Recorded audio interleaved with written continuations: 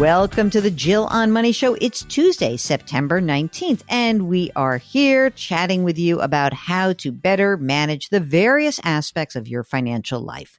If you have a question, just go to our website, jillonmoney.com.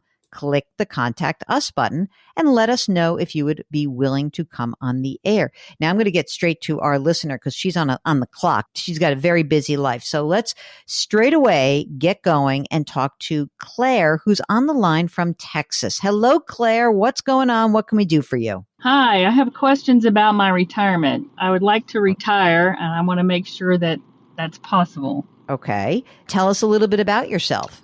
I am almost 62. I'm hoping to work until 65. I work for the federal government, so luckily I have a pension. Nice. Yeah, that'll be about $4,000 a month gross. I also have about $1.2 million in the TSP. Great. Is that all pre-tax? Yes, because Okay. I've been working long enough that there was no Roth when I started. I also have about $600,000 in a Fidelity account. I live in a place that's not that expensive. And so I was hoping in 3 more years I'd be able to retire. I am maxing out on my contributions to the TSP, and I get a match of 5% from the government. So, and I'm also doing the catch up, right? Because I'm over 55. So you got 30 grand going in plus the 5% match, and your pension is accruing and everything is good there. Yes. So the $4,000 a month gross is at age 65. And are you also entitled to Social Security or not? I am. I'm hoping to not take it until I'm 70. If I can wait till then, I will get about $4,500 a month. Wow, that's great. And how much do you figure you spend on a monthly basis? Probably about $5,000. We're done. We're done. All right, wait, unless you tell me there's something weird going on. Do you have like kids or aging parents or a bust out sibling? Is there some big thing that I'm not hearing about? I don't have kids. I have an aging parent, but she has her own money, and she has enough to take care of her. All right. How much would you guess? You live in a house, right? You're not renting. I'm actually renting with my my partner. He owns the house, but I pay him $1,500 a month. Is he a nice landlord? He is. You have a partner, but and you're not married, right? No, I'm divorced and now living with him. Okay. In sin. I'm just Yes. kidding. And you guys keep your money separate. Yes, we do. There's nothing else big that I have to worry about. Like you're not going to tell me that, oh, actually I have to pay $500,000 because I want to buy a second home or something like that. I do not want a second home. I'd rather travel in Europe. Oh, God bless you. You know that you're in great shape. Why are you calling here? You're in amazing shape. I mean, you've got first of all, you've worked so hard. How much do you earn right now? $203,000. I mean, you seem to me like the ideal person who plans for retirement, which is I make a chunk of money. I've never spent a lot of money. I tossed a ton of money into all of my retirement accounts. My Social Security plus my federal government pension will more than cover my needs. I mean, even after taxes. You're in great shape. I mean, do you like what you do? Yeah, I like it. It's just terrifying to think of not having a steady paycheck. You will have a steady paycheck. You're going to get $4,000 a month, right? And then for those 5 years where you need to fill in the gap, you're going to pull some money out of your thrift savings plan and you're going to slowly pay the taxes that are due.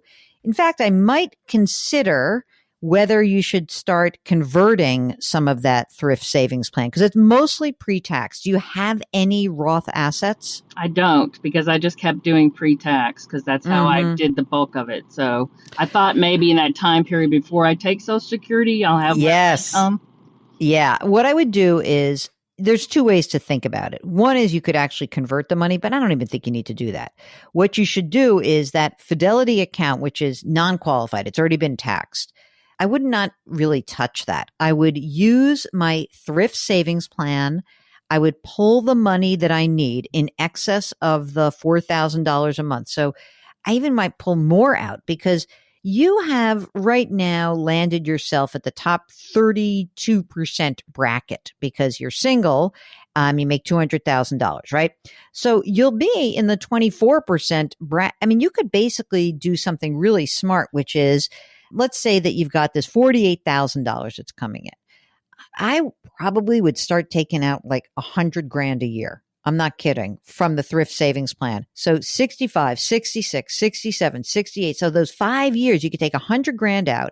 You'll pay the tax at a 24% bracket. Okay.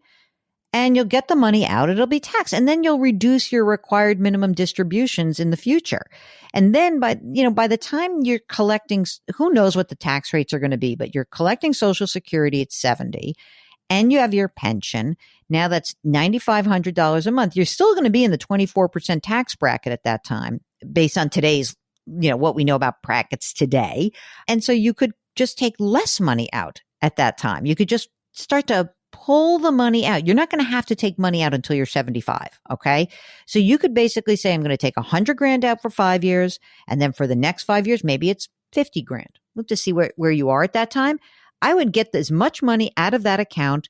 And that is like the greatest tax arbitrage. You're right now in the highest, the 32%. You'll go down to the 24%, pay the tax that's due, and get that money out of there so that you control the tax liability. Okay, that makes sense to me. You have the Roth option through the TSP now? Yes, we do. You could do it. Is it going to annoy you to, then she's firmly in the 32%. Seemed easier to have it all in the same place since the bulk of it was, right? And I knew that I would at some point have to try and convert some. But like I said, I thought during that time period where I'm not taking Social Security, that would be a good time to do some of that. Yeah, you could. And I mean, you could take the 30 grand and pull it back and put it, you could say either one of two things. One is you could say, you know what? I'll put it in the Roth. That's one option. The second option would be, I'll just not put as much money into the thrift savings plan and just pop more money into my Fidelity account. That'd be fine too. There's no wrong answer here. You're in such good shape that we're talking about like optimizing your choices. So if it feels like a pain in the neck to have, this extra Roth account as a thrift savings plan, I get that. I mean, it's probably more efficient for you to have that be Roth money. But if you're willing to really work on this after 65, then I think you're fine. By the way, you don't have to wait till 65. Are you waiting till 65 just because of the pension? No, I could take the pension today. If you don't love what you do, I don't know. I don't know what your partner does. And you don't have to wait. You could get this rocking and rolling right now. Yeah, I got one more thing I want to do before I retire there. I love this. How great is that? Then I will. And I get, if I'll be 62 in a month, and then I get an extra 10% of the pension. So I'm definitely waiting till then. Then I say, you can go ahead and do what you want. You're in such good shape. Mark, how do we get jobs with the federal government? The problem is they'll do a background check on me. It's not going to be good. I feel like they will. One time someone called me from the federal government because a friend of mine from college was going into, I think it was the State Department, and they were doing background checks. I answered most of the questions that were asked. A few of them I said I didn't recall. Anyway, don't rat me out, Claire. Anything else do you have your estate documents? Because you're not married and I want to make sure your money goes where you want it to go. I do. I have a will, I have a healthcare directive, and a power of attorney for my partner. That sounds great. All right. You're in good shape, girl. Then I wish you the greatest of luck. Enjoy yourself. And thank you so much for getting in touch with us. Thank you. All right. I love this. Don't you like it when I can be the retirement fairy godmother? It's such a nice, and sometimes it works. Sometimes I am the buzzkill Jill, and sometimes I'm the fairy godmother who just says, yeah, things are good.